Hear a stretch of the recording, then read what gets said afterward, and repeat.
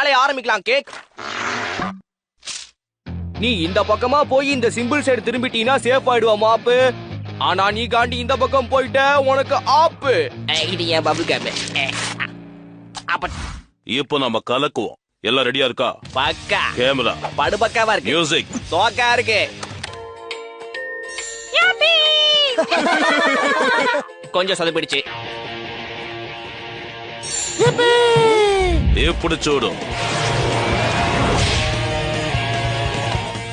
சீக்கிரம் சீனு காட்டாத.